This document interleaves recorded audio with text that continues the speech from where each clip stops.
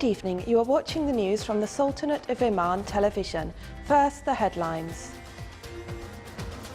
Regional developments and international efforts to achieve security and stability top the discussions at the meeting of His Highness Sayyid Fahad bin Mahmoud Al Sayyid with His Excellency the Turkish Foreign Minister.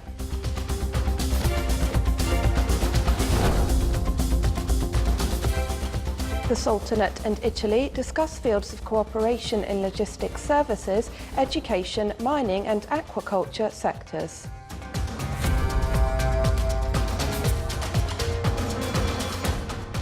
And the Higher Education and Training Opportunities exhibition starts in Muscat.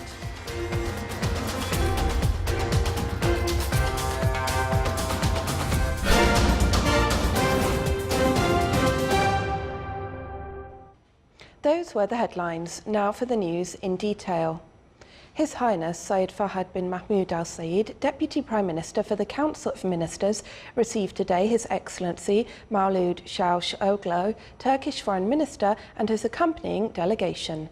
At the beginning of the meeting, His Highness Sayyid Fahad reviewed the strong relations binding the two countries and the common desire to expand its domains.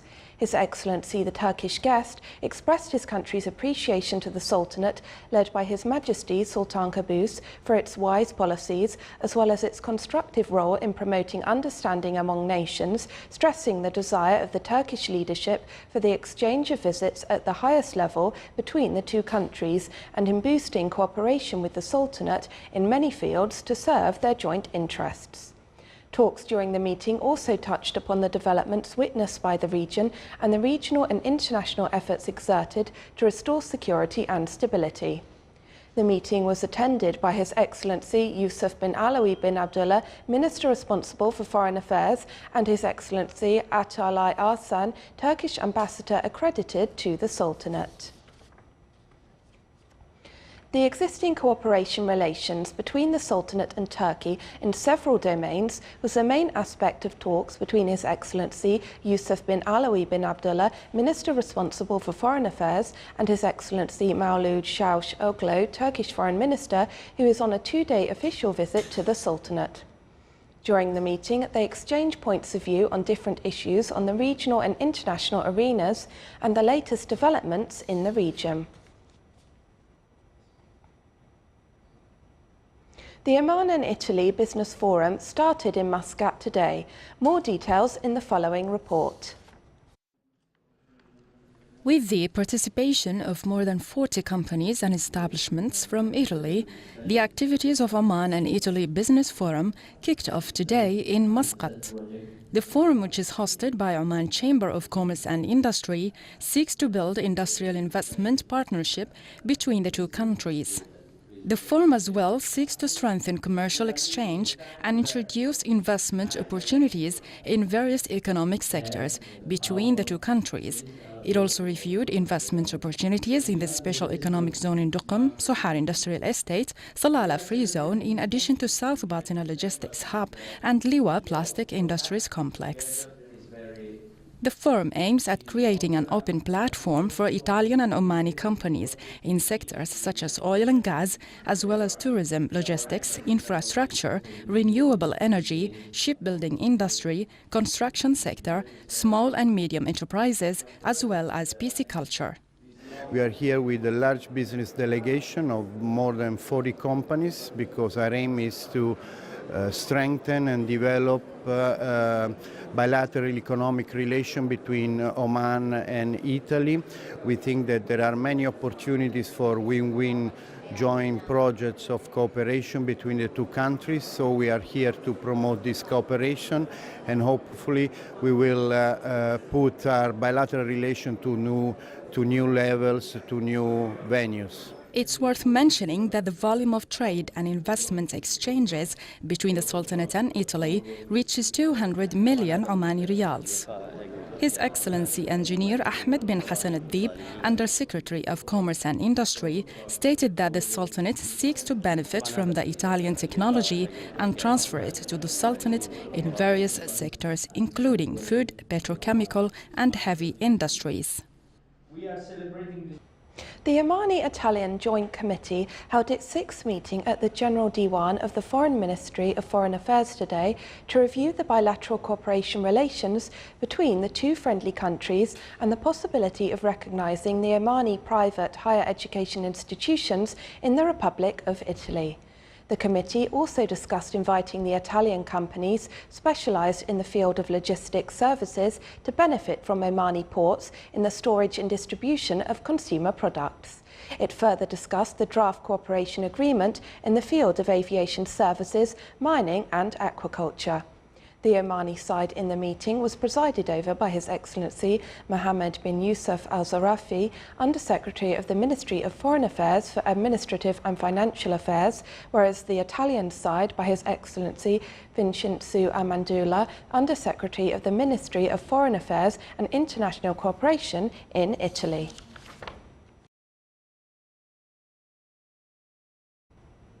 Within the framework of the States Council and the National Youth Commission to introduce the Shura role in national work for youths, the State Council organised a dialogue session entitled Youth and Shura Awareness. The session focused on 6 aspects of the necessity of having Shura work awareness and called upon youth to improve and interact in sessions implemented in this field.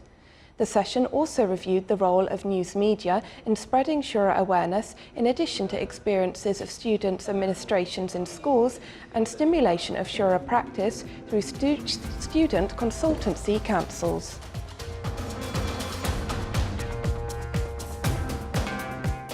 Still to come in our news bulletin. On the sideline of the Sultanate celebration of the Oman Youth Day, a tour was organised around the famous historical sites in the Walaya of Iski.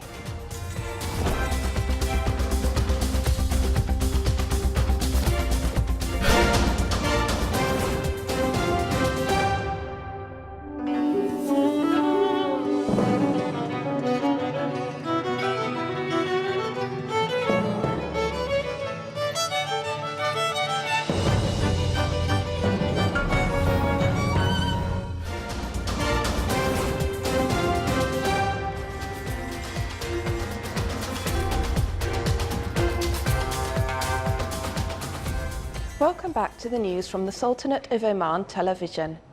The head of Iran's nuclear energy agency today called on the International Atomic Energy Agency and its head to continue their purely technical approach to the nuclear deal and remain impartial. Ali Akbar Salahi was speaking in Tehran during a joint news conference with the energy agency's chief, Yokiya Amano, following their meeting.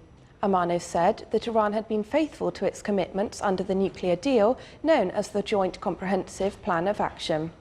The energy agency chief arrived in the Iranian capital earlier today to hold talks with senior Iranian officials on the implementation of the 2015 landmark nuclear deal.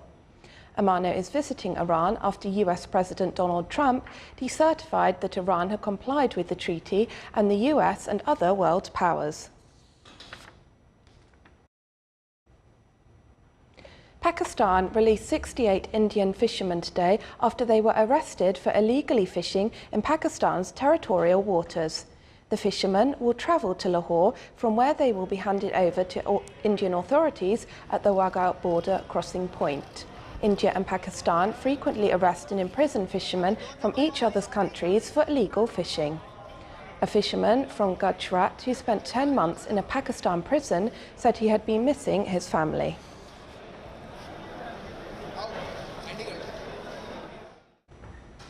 A Somali police officer said today that security forces have ended a night-long siege at a Mogadishu hotel by 5 extremist attackers who stormed the building after a suicide car bomber detonated an explosives-laden vehicle at the entrance gate yesterday. The attack killed 23 people. The officer said that troops regained control of the hotel this morning, having killed 3 attackers and captured 2 alive. Workers scoured through the scene of the detonation outside the hotel, cleared debris and removed dead bodies. Hundreds of people opposing Catalan independence began gathering in central Barcelona today before what is expected to be a major demonstration in favour of Spanish unity. The protesters, waving Spanish flags, are planning to march through part of the city centre today.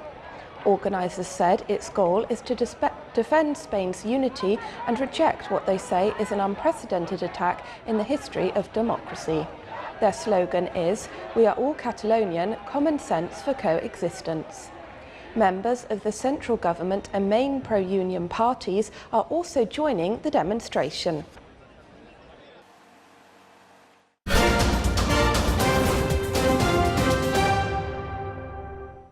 Back to some more local news. The Sultanate is on the verge of a qualitative leap in the higher education field due to the improvements made on governmental and private universities and colleges in the Sultanate. This was announced during the exhibition of higher education and training opportunities, where international universities showcase their services in the education field. The inauguration ceremony was presided over by His Excellency Sheikh Khalid bin Omar Al Mahoun, Minister of Civil Service. Students meeting with educational institutions give an opportunity for thought exchanges and introduce them to the requirements of these universities and colleges. With the support of sectors concerned with investment and development of youth projects, the second edition of a programme called Upgrade was launched. The idea of the programme is to transform student graduation projects in information technology into reality. It includes a number of stages in creating and following up with the student graduation projects until they are transformed into pioneering companies in the future. The new edition of the programme focuses on internet, artificial intelligence, smart cities, information security and others. It is worth mentioning that Anaween is considered one of the student institutions supported by the Upgrade programme. The registration process in the programme starts in March 2018 and lasts for 2 months, as the names of the winning teams will be announced in July 2018. Oman Air and Muscat Duty Free won the award of Best Retail Market on Board for this year within the ceremony of the awards distribution Frontier, which was held in the French city of Cannes. The award is arbitrated separately by the elite in making international duty-free.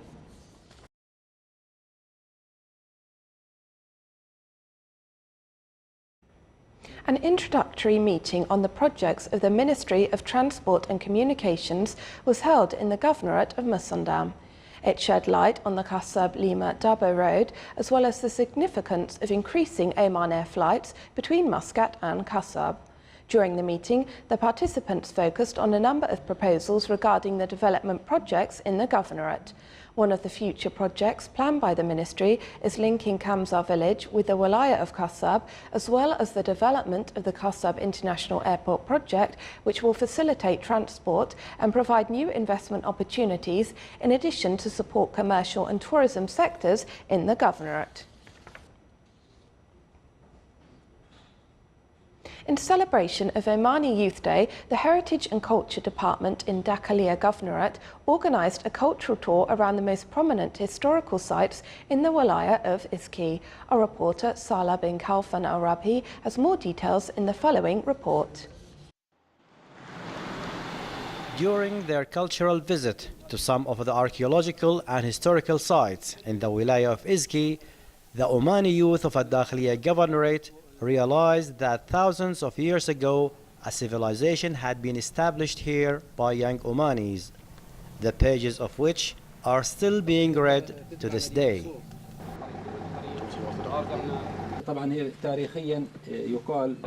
The Heritage and Culture Department in the Governorate of Dakhliya aimed through organizing this trip at celebrating the Omani Youth Day and familiarizing the youth with the historical significance of these sites and the efforts undertaken to preserve them.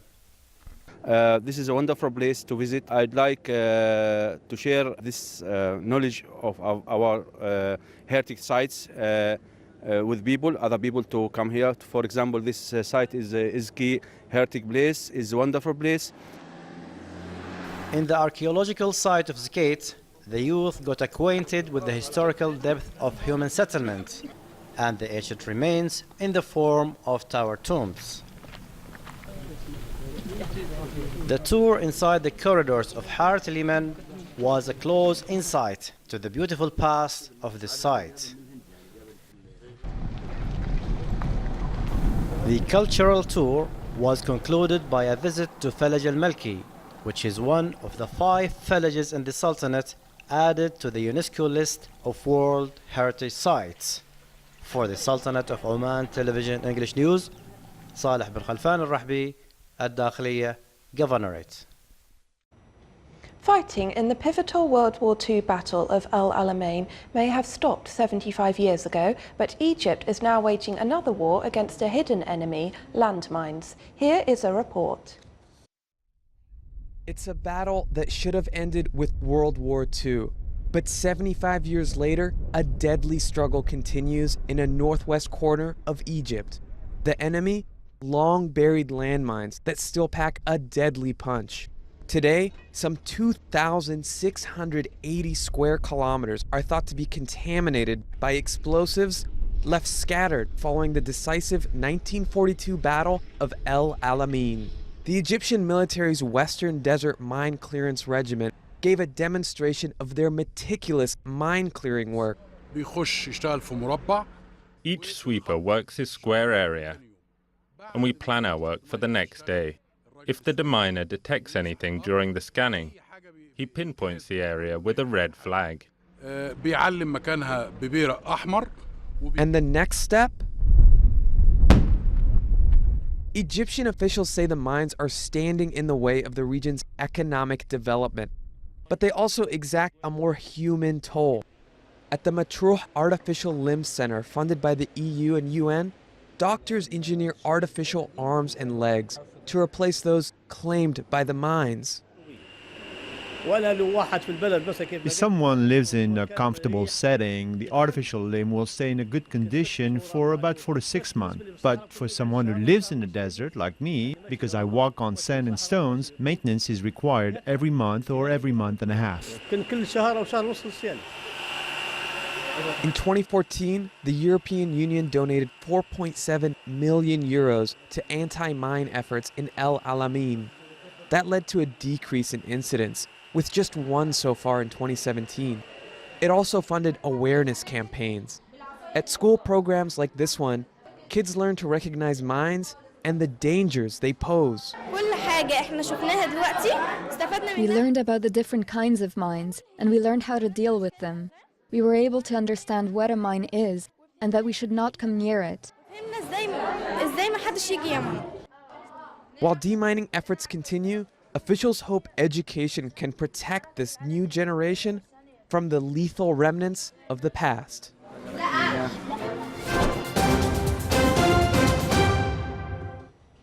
Now for the general weather forecast around the Sultanate. Clear skies will prevail over the Sultanate, with chances of low clouds and fog late at night and early morning over the governorates of South Sharqiya, Wasta and Dhofar. Winds will be easterly to southeasterly, light to moderate. Seas will be slight, with a maximum wave height of 1 metre.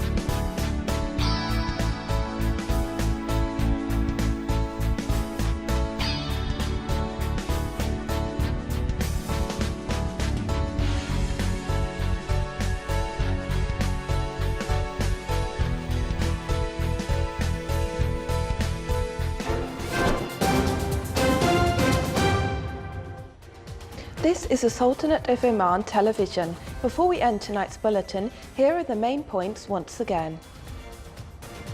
Regional developments and international efforts to achieve security and stability topped the discussions at the meeting of His Highness Sayyid Fahad bin Mahmoud Al Sayyid with His Excellency the Turkish Foreign Minister. The Sultanate and Italy discuss fields of cooperation in logistics, services, education, mining and agriculture sectors. And the Higher Education and Training Opportunities exhibition starts in Muscat. With that, we come to the end of tonight's news bulletin. From all of us here at the newsroom and the studios, it's good night.